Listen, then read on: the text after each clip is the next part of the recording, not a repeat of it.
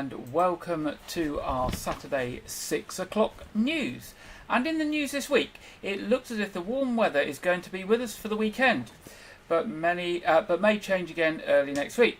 But there is the possibility of thundery showers this weekend. The temperatures are highs on Saturday of 24 degrees in Weymouth and Portland, 27 in Dorchester, 24 on Portland.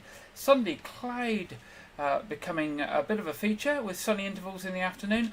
Highs of 23 in Weymouth and Portland, 24 in Dorchester and 23 on Portland. And Monday going to be becoming overcast, changing to sunny intervals by lunchtime and highs of 20 degrees.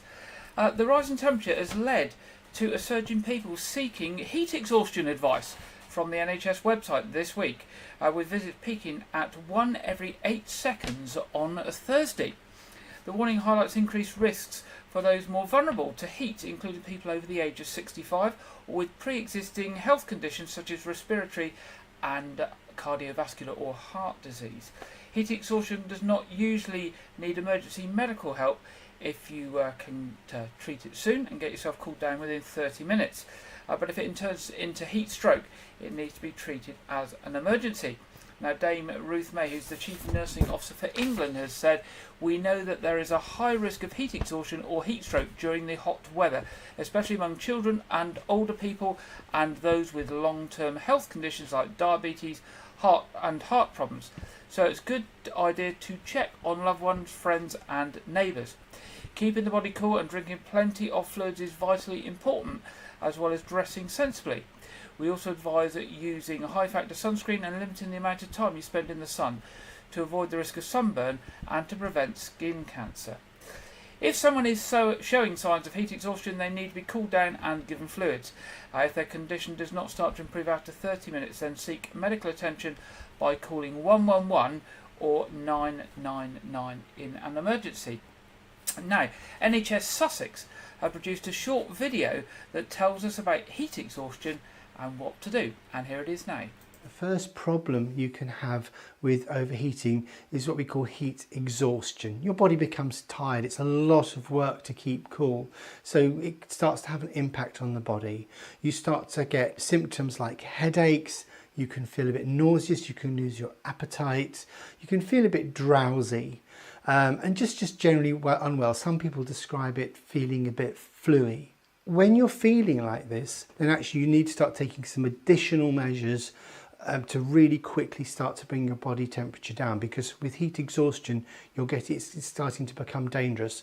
Cooling down, drinking really cold fluids, wrapping a wet towel around your neck or over your head, that will really increase the rate of cooling. That can really help. Lying down is important and keeping your feet up, because if you've got heat exhaustion, you don't have enough fluids in your body. Keeping your feet raised can help with blood flow to your heart and your brain where it's really needed. Failing that, you can then start to get into what's called heat stroke, which is an emergency. For that, you need to dial 999. There we go. And of course, if you're worried about heat exhaustion or heat stroke and you want any guidance, you can go on to the NHS website at www.nhs.uk and search for heat exhaustion, and you'll find out all about it there and how to treat it. And staying with the hot weather, we also need to think about our pets too. Animal charities like the RSPCA and Blue Cross are urging pet owners to help their pets this hot weather. The RSPCA has seen a rise of 77% in those seeking advice about the heat and their dogs. It's not just following advice about not leaving pets in cars in the hot weather. There are other things to consider, such as dealing with heat burns from dogs walking on hot pavements, pets getting dehydrated, and dogs being over-exercised in hot weather. The RSPCA is asking us all to look after our pets properly in the hot weather, but also to consider wildlife as sources of water for them dry up in hot weather too. We can put water out for wild animals, and the RSPCA are there to help if we see any animal in distress. And of course, if we see any dog in a hot car in this weather, we should be calling 999. Now, the Blue Cross have put together a video to advise us how to look after our pets in this hot weather, and here it is now.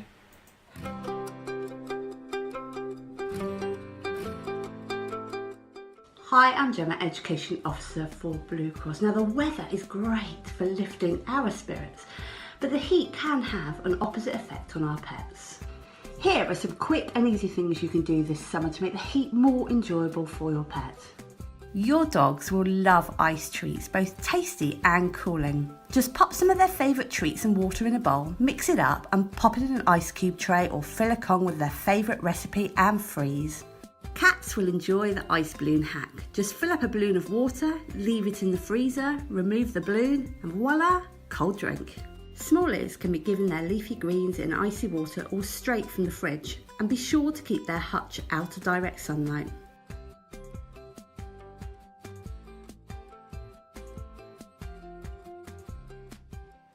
There we go, some advice there from the Blue Cross. Now, if you want more information on animals and pets in the hot weather, you can go to their websites, rspca.org.uk or bluecross.org.uk.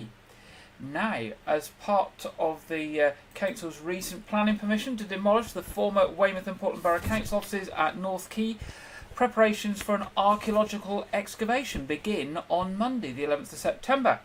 The excavation will take place at the rear of the building, giving experts a chance to uncover more of Weymouth's fascinating harbourside history. In line with the planning conditions, the rear car park will close from Monday the 11th of September and will remain closed for the duration of the work. Following site preparation, the excavation is due to start in earnest on the 18th of September and is expected to take 13 weeks to complete. Dorset Council was granted planning permission to demolish the former council offices by the Planning Committee in July. The first step in this process is to carry out the archaeological investigation on site ahead of any further works. North Quay is one of 3 key sites in Weymouth earmarked for a share of £19.5 million investment funding following the council's successful bid to the Government Levelling Up Fund last year. It is hoped the funding will kickstart economic growth in the town by investing in and regenerating Weymouth's waterfront economy. The council has appointed Dorset-based archaeological experts Context One Heritage and Archaeology to do the excavation at North Quay car park, and this is the same company that carried out the preliminary investigations at North Quay and at the Weymouth Bowl in St Nicholas Street last year. Councillor Andrew Parry, who is Dorset Council's portfolio holder for assets and property, said to allow for the excavation to take place, the car park spaces to the rear of North Quay building will close from Monday the 11th of September. A small number of car parking spaces will continue to be in use to the west and east of the building until Monday the 2nd of October, and the entire car park at North Quay will then remain closed until the groundwork and demolition is complete. Now, the car park is not expected to reopen until spring 2024 after the former council office building has been demolished, with additional temporary space on the footprint, allowing additional temporary space on the footprint of the old building. So there will be a reduction in parking in the area until spring 2024. Now, working in collaboration with Dorset Council, First Bus South will continue to run the Route 3 bus service for passengers in Westham and South Hill areas of Weymouth. First South originally trialled the number 3 service from June this year, creating a route that served residents in the South Hill area. Despite best efforts by all involved, the route didn't get enough patronage required to make it commercially viable. Based on previous data, passenger numbers were expected to fall further with a significant drop through the winter months. Now, to ensure the service can run over the winter, Dorset Council has agreed to subsidise the route until April 2024. At this point, First Bus South hope to continue the service through the more profitable summer month without council subsidy. The Route 3 starts and finishes at Weymouth King Statue via Westham and South Hill and return. It will continue to run to its current timetable, Monday to Friday from 9:30 to 2:20 p.m. Now, Councillor Ray Bryan, who's a Dorset Council portfolio holder, so I'm struggling with my teeth today, Dorset Council's portfolio holder for Highways, Travel and Environment, said, by keeping the service running through the winter months, First South can hopefully build on their passenger numbers as more Westham and South Hill residents start to integrate to this new transport option for their travel plans. This would benefit the local community and Weymouth businesses, with fewer cars on the roads resulting in better traffic flow and fewer vehicle emissions. He also went on to say, we've also heard that bus pass holders have been voluntary paying for part of their journey, which I think demonstrates the strength of support many passengers have for this service. Now, police officers are appealing for witnesses or anyone with information to come forward as they carry out inquiries into a burglary at a supermarket on Portland. At around 2:45 a.m. on Sunday the 27th of August, entry was forced to the Tesco store on Park Road in Easton, and alcohol and charity boxes were stolen. Police Constable Anthony Frost of Dorset Police said, "We are conducting various inquiries into this burglary, and I'm keen to speak to anyone with information that might assist our investigations. I would urge anyone who witnessed any suspicious activity in the area of the store in the early hours of Sunday the 27th of August to please contact us, and I would also urge motorists who are in the area to check any dashcam footage for anything of relevance." Police are also appealing for any information regarding an alleged assault which took place at Weymouth Town Quay. On Monday the 4th of September at approximately 11 p.m, officers responded to reports of a man standing in front of oncoming traffic at North Quay Junction in Westway Road. It is alleged that the man pushed the driver off of a moped, causing them to nearly lose their balance and control of the vehicle. The driver swerved away from the man and continued on their journey. A man aged in 33 and from Somerset was arrested on suspicion of assault. Anyone with information is asked to contact Dorset Police. Staying with Dorset Police have announced the creation of a new Fraud Protect Officer role to help raise awareness and protect victims across the county.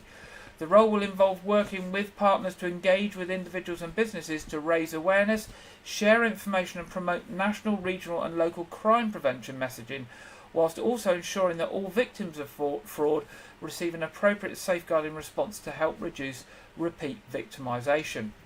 Fraud possesses a significant threat to the people, prosperity and security of the UK. It is by far the most common crime and now accounts for over 40% of all offences in England and Wales. In the last 12 months, Dorset victims lost £25.8 million to fraud. However, the level and complexity of this crime type means that law enforcement are unable to investigate every crime and bring every offender to justice, especially when many offenders are from outside their jurisdiction. This means that it is more important than ever for the force to protect, support and empower residents so that they don't become victims of fraud. Detective Inspector Andrew Kennard of the Economic Crime Unit said, "Following a competitive process, Damien Cranny was appointed as the first Fraud Protect Officer in Dorset." Fraud Protect Officer Damien Cranny said, "I am honoured to have been appointed to this important position, safeguarding the people of Dorset from fraud. In my new role, I am to vigorously protect our community and empower people with the knowledge and tools needed to avoid falling victims, whilst assisting those who have fallen victim of fraud. By working hand in hand with local residents, businesses and other stakeholders, I believe we can dramatically reduce fraud in Dorset. I will strive to be a leader in fraud prevention through education, support and steadfast commitment to everyone who calls this great county home." Now, of course, going back to those earlier stories, if you've got any information on those or you need to contact Dorset Police about any crime, you can contact them on 101. And if you wish to give information anonymously, you can do this via Crime Stoppers on 0800 555 111. More than 200 people working in frontline services across the county have been trained in suicide first aid ahead of World Suicide Prevention Day, which is tomorrow, the 10th of September, with many more trained in mental health first aid as well. Dorset's suicide prevention programme aims to reduce deaths by suicide across the Dorset, Bournemouth, Christchurch and Port areas by delivering life-saving interventions and raising awareness of where people in crisis can get support. A key part of the programme is training staff to help them build skills and confidence to have conversations with vulnerable people who might be thinking about suicide. The training was commissioned by Public Health Dorset and delivered by the National Centre of Suicide Prevention, Education and Training.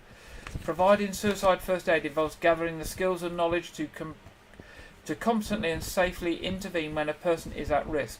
Just like mental health just like medical first aid, those who are trained assess the wider situation using key skills and acting quickly and safely. Those who have been trained include a wide range of roles across councils, the NHS, the fire service, universities and charities. In total, 225 people have been trained to provide suicide first aid intervention. A suicide prevention training network has now also been set up, with Dorset Mind providing refresher training and resources and members sharing learning and support. Dorset's suicide prevention programme has also supported health and care organisations in the county to deliver ongoing mental health first aid training for staff. Anyone aged 16 and over can take part in free online suicide awareness training with the Zero Suicide Alliance. The training takes just 20 minutes and gives you the skills and confidence you need to have a potentially life-saving conversation with someone you're worried about. Support is available free for anyone in Dorset who needs someone to talk to about suicide. Now, the people you can contact are the Mental Health Advice Line, that's available 24/7, 0800 652 0190, NHS 111, the Samaritans on 116123, or you can text SHOUT on 85258. Remember those numbers. The key ones there are the the Mental Health Advice Line 0800 652 0190, NHS 111, and the Samaritans 116123. Now, if you want to look at the Zero Suicide Alliance 20-minute training package online, just go to Google, search for Zero Suicide Alliance, and at the top of the screen just click on the training tab and you'll see it there as the first option, and that's available to anyone. It's been a busy week for the emergency services in Weymouth. Among the calls were on Monday, emergency services being alerted to a report of a suspected explosive in the sand on Weymouth Beach.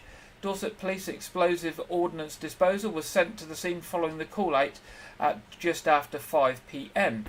Members of the White Coast Guard rescue team were also at the scene on the beach after HM Coast Guard was alerted. The item was determined not to be an explosive and the call turned out to be a false alarm, but made with good intent. After discussions with the Weymouth Harbour Master's officers, the EOD object was declared safe, a White Coast Guard rescue spokesperson said. A spokesman for the Maritime and Coast Guard Agency said HM Coast Guard responded to reports of suspected ordnance on the beach in Weymouth. They were alerted around 5:20 p.m. White Coast Guard rescue team was sent to the scene alongside Dorset Police and Explosive Ordnance Disposal. The item was determined not to be ordnance. And on Wednesday, a woman was rescued after she took a fall on the pier steps at Weymouth Harbour's Pleasure Pier. She was helped by the White Regis Coast Guard rescue team after the fall on the harbour side of Weymouth Pleasure Pier on Wednesday. Paramedics from South Western Ambulance Service also attended the scene following a call-out at 6:17 p.m. Coast Guards gained access to the young woman through some gates before carrying her on a stretcher to a waiting ambulance. And White Regis Coast Guard had also been called earlier that afternoon to help the Weymouth lifeboat crew to retrieve a small vessel from Weymouth Bay. Yesterday, they were also tasked to assist South Western Ambulance Service with a casualty with suspected fractured ankle on White Nose. The casualty was located in about as remote a location as she could be. Paramedics were escorted to the casualty from the top of White Nose down the Smuggler's Path. The Coast Guard helicopter assistance was requested and granted for extrication. And there it is on the screen. And then they flew the casualty to Dorchester. So it's been very, very busy for our Coast Guard and our White Regis Coast Guard rescue team, the ambulance and police service, and the RNLI in Weymouth this week. And how lucky we are to have all of those services available to respond and help when necessary. Now, Great Western Railway is telling holidaymakers to make the most of the summer with extra services laid onto the seaside this weekend, including Weymouth. The train operator, which changes its timetable to take account of seasonal demand during the summer holidays, will continue with the extra trains this weekend before reverting to its usual May timetable. As part of their advertising, they are asking, have you considered a final pasty in Perranporth or a quick paddle in Weymouth or an away day to Carbis Bay? Services on today have seen additional Weymouth services from Swindon and Bristol areas to help those who wish to spend a day on the beach. And this will be repeated tomorrow. And after that, on Monday, the rail timetables revert to the normal non-summer services. Right, where are we? I've lost where we are. No, I seem to have a picture missing. Okay. Police are working with partner organisations to launch a campaign to improve safety of vulnerable road users. The campaign started this week and runs to the end of the month. Members of the Dorset Road Safety Partnership will be working closely together to highlight the vulnerability of pedestrians, cyclists, e-scooter users, horse riders, motorcyclists and drivers, and to influence positive behavioural changes to improve road safety. This work is being complemented by a social media campaign which features a series of thought-provoking graphics that speak to everyone who uses the road, reminding people of their responsibility in reducing the risks they may pose to others. The partnership, comprised of Dorset Police, Dorset County Council, Bournemouth, Christchurch and Poole Council, Dorset and Wilts Fire and Rescue, and have opted to extend the National Police Chief Council's campaign, which focuses on improving safety for vulnerable road users who may be more likely to be involved in an incident or collision on the road. The idea of the campaign is to influence positive behaviour changes, and the organisations are delivering a number of practical sessions and activities and handing out information and advice through a planned programme of free educational events. Now, the ones that are coming up are 13th of September, e-scooter and motorbike education by Weymouth Freshers, 14th of September, car seat safety check in Dorchester, 14th of September, road safety event Poundbury, and 22nd of September, Streets Alive event in Dorchester. So look out for the information in the media or pop along to the Dorset Police or Dorset Council website, and I'm sure the appropriate information will be there for you. And finally, with the right picture this time, Dorset's smallest museum has had a makeover. Over the past year, a volunteer team has been working hard to redisplay Dorset's smallest museum, the Corfe Castle Town Trust Museum at Corfe Castle near Wareham. Despite its small size, the museum gets a footfall of over 50,000 people each year, so it's important to the team that the museum packs a punch for both visitors and residents alike, ensuring everyone has a rewarding and enjoyable visit. The displays were looking a little forlorn and hadn't been changed for a couple of decades. As part of the overall overhaul, the Corfe Castle Towns Trust volunteer team has worked with the Jurassic Coast Trust to research and redisplay the museum's remarkable dinosaur trackway, commissioned paleo artist Mark Whitten to create a large-scale visualisation of the iguanodon based on the trackway footprints, commissioned designers to create new graphics which feature high-quality photographic and artistic images, introduced some interactive elements including an audio quiz featuring intriguing Dorset dialect phrases, delivered a history engagement project at the local primary school involving pupils researching and creating short films detailing historic buildings around the village, and they are showcasing new artefacts from a Civil War cannonball, an original 1500 stained glass window from Corfe Castle. So lots happening there. Now, Louise Hayward, who's chair of the Corfe Castle Town Trust, says it's been rewarding to redisplay our gem of a museum and share the history of Corfe Castle Village through new artefacts and reinvigorated displays. We're definitely the small museum with the big story to tell. We've really appreciated the guidance and support of Dorset Council's Museum Development Service, which has enabled us to access conservation, interpretation and design expertise. So there we go, that's the Corfe Castle Museum. It's housed on the ground floor of the old town hall in Corfe Castle, which is the smallest town hall in England, and the museum is free and it's open every day of the week. And it's literally you go in the doors under the town hall there, or the old town hall, and it's there for you to see. Right, there we go. That's the end of the news this week. Now we're at that time of the programme where we're going to go over to Andrew Wright for this week's film review and preview. Welcome to White Rouge's TV film review and preview. I'm Andrew Wright. This week, Fast X, the 10th main film in the Fast and Furious franchise, was released on home video. The film features returning cast including Vin Diesel, Michelle Rodriguez, Tyrese Gibson, Ludacris, John Cena and Sung Kang, amongst others, with actors Jason Momoa, Rita Moreno and Brie Larson joining the cast. The film revolves around Diesel's Toretto as he must protect his family from Momoa's Dante Reyes, who seeks revenge against the Toretto family for the death of his father and the loss of his home video. For the loss of his family's fortune. Now, watching this film on Blu-ray is the first time I've seen the movie, and I was utterly bored and disappointed. The movie just feels like a greatest highlights reel that's more interested in nostalgia, as it's the first of the final films in the franchise. The writing of the script is just really dull,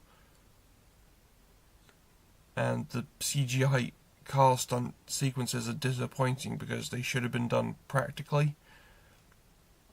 However, I did enjoy the practical fight sequences, like all the hand-to-hand stuff. I gave this film about 2.5 stars out of 5, which is really disappointing because I've loved all the Fast and Furious movies since the series revamped itself with Fast 5. This weekend, The Nun 2 arrives in cinemas as a sequel to 2018's The Nun, and the 9th installment in the Conjuring universe. The film stars Taissa Farmiga, reprising her role as Sister Irene from the first film, alongside Bonnie Aarons, who portrays the titular demon Valak, and franchise newcomer Storm Reed. The film is set 4 years after the ending of the first film, and revolves around Farmiga's sister Irene, as she once again encounters the demon force Valak at a boarding school in France. The film is currently listed at 110 minutes, which is 20 minutes longer than the first film. I am a fan of the Conjuring universe, so I'm looking forward to the film despite the poor quality of the first Nun film. Just before recording this, I did actually hear a bad review for the Nun 2, so that's to be expected. The film is in cinemas this weekend. That's all I have for this week, but be sure to check back next week where I'll review the home video release of Spider-Man Across the Spider-Verse, as well as previewing A Haunting in Venice, the new Hercule Poirot film starring Kenneth Branagh. Now back to Gary in the studio. Thank you very much there, Andrew. And we do have a film trailer for you this week. And this one is a little bit special, and I actually remember a bit about this. Now, it's from Academy Award and BAFTA-winning production company Seesaw Films, and it's called One Life.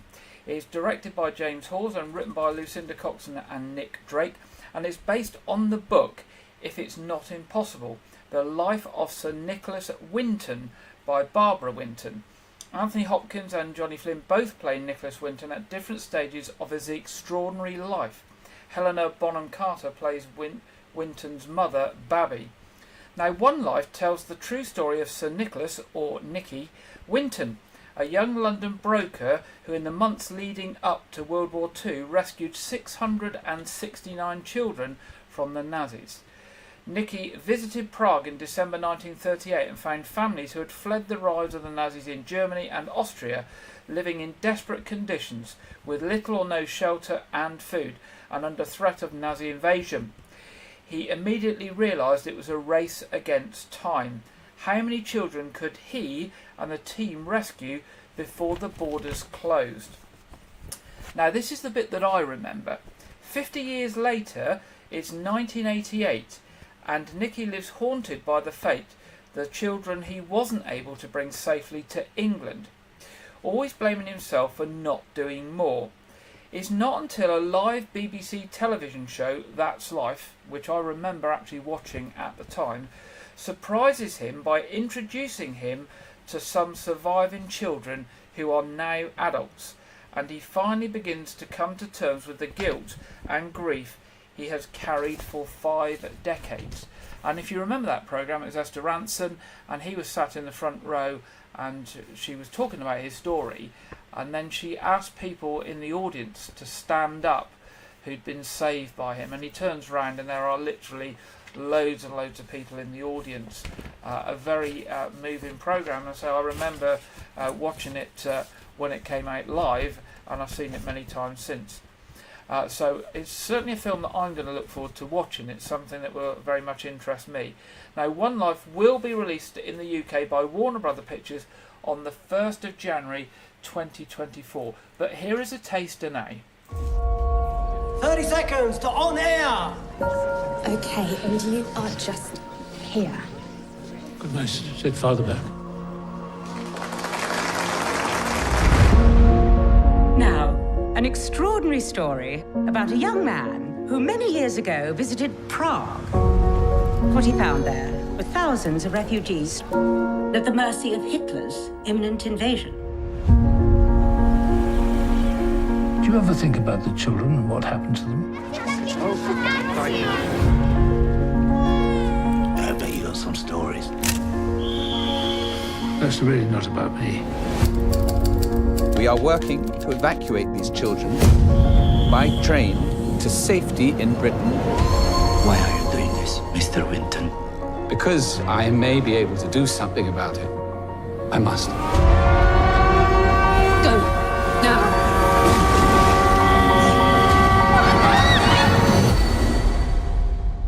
Nikki, you must know we cannot save them all. You have to forgive yourself that. I started, so I have to finish it. We cannot let these people down.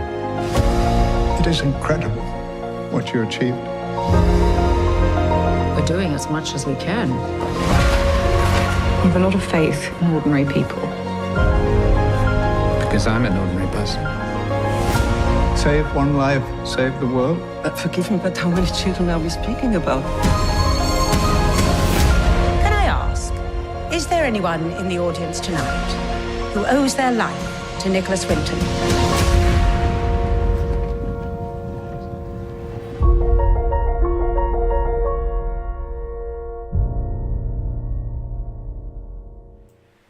There you go. If you enjoy a good film, I think this will be a good film. It's got Anthony Hopkins and Helena Bonham Carter in, and it's a true life story of Nicky Winton, who saved 669 children back in the 30s.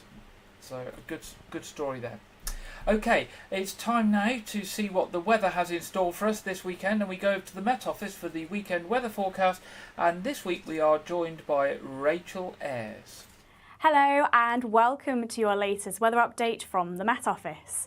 So it's been a fairly hot week across the UK, with temperatures climbing into the 30s for now 5 consecutive days in a row, and today likely to see that be made to 6.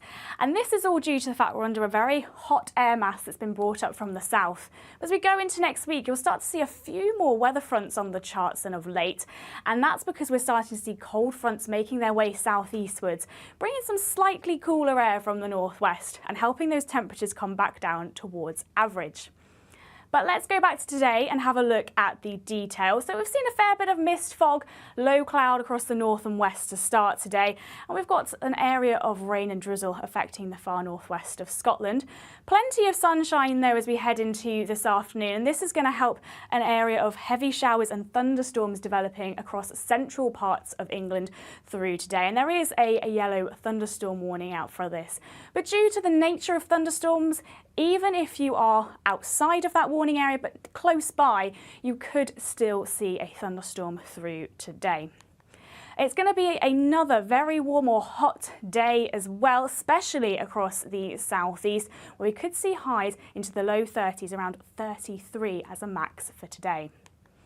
So as we go through this evening, those showers will slowly fade away, continuing for a time as well across Northern Ireland and into southern Scotland, but slowly becoming drier, so still with some outbreaks of rain and drizzle across the far northwest of Scotland.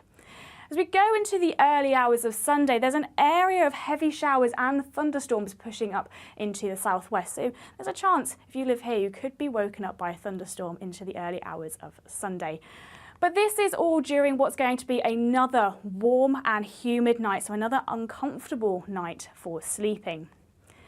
Into the start of Sunday then, we'll see those showers making their way northeastwards, so into Wales, the Midlands, and later on further north into northern England, Northern Ireland and southern Scotland. Now these showers could band together and we'll see some thunderstorms and a risk of hail as well as some strong gusty winds.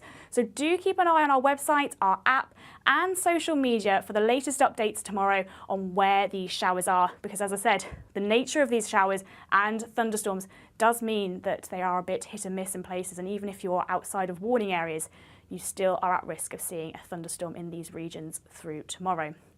Best of the driest and brightest weather will be for eastern and southeastern parts of England again on Sunday. And this is where we'll see temperatures climbing into the 30s once more for what will probably be the final day, so making that 7 consecutive days of 30 degrees Celsius recorded in the UK during September. Now, as we go into Sunday evening, those showers will continue for a while, so still further heavy showers, thunderstorms for northern England, Northern Ireland and southern Scotland, and with this band of rain and cloud across the far northwest too. Elsewhere, with clear spells, we'll start to see some mist and fog developing, but with some low cloud pushing in for southwest England and parts of Wales too. Thank you for listening, and for all your latest weather updates, do keep an eye on our social media and check out our website for all the latest warnings in force. Bye for now. Thank you very much there, Rachel, and let's see what the South Coast weather has in store for us down here in the Weymouth and Portland area this week ahead. Well, it looks like it's going to remain fairly sunny. We might have some cloudy spells and we might have some showers, but generally going to be a reasonably nice week. A little bit cooler, which I have to say I'm a little bit pleased about. I'm not enjoying this hot weather too much at all. I know some of you will be loving it, but I'm afraid I don't like the hot weather too much. I like the fine weather, but not too hot. Okay, let's see what's in our What's On section this week. Weymouth Pavilion, the Drifters tomorrow, 10th September. Prince the Ultimate Experience, 21st of September. That'll be the Day Autumn Tour, 22nd of September. The Johnny Cash Roadshow, the 23rd of September. Online, you can see more details about these shows and others at weymouthpavilion.com.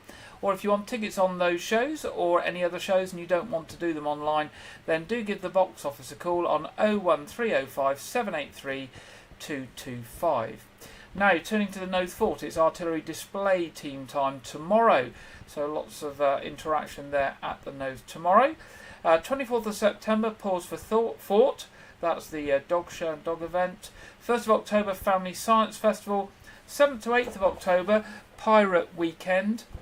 8th of October, the artillery display will be back on again. More information on all of those things at knowthfort.org.uk.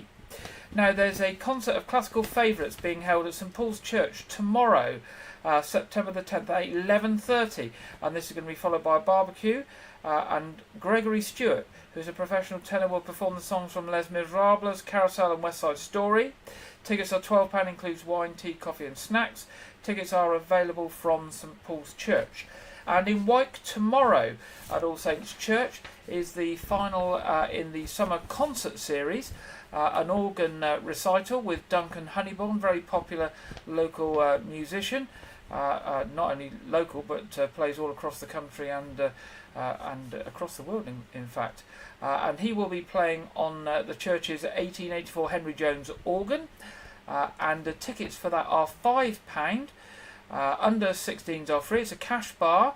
There is a retiring collection as well in aid of the church roof appeal, and tickets are available online on the church website at www.parishofwyke.org.uk/events.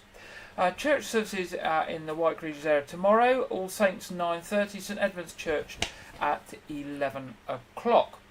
And finally tonight, just to remind you that it's Saturday night, so our Saturday night quiz will be on at 7:30. The stream will go live about 7:20 so that people can get linked up and be sitting comfortably, but it will start at 7:30. That's free. It's family friendly, community friendly, available for anybody to join in who wishes to. That's 7:30 on all of our usual channels. Now that brings us to the end of our programme this week. If you have any news for us, any information on events or any concerts or anything coming up, do drop us a line at news@whiteregis.tv. We would love to hear from you, and we can pass that information on in a future programme. So that's the end of our programme this week. Stay cool, enjoy the good weather while we have it, and hopefully it'll be a little bit cooler after the weekend. But I will be back with you next Saturday at 6 o'clock. Good night.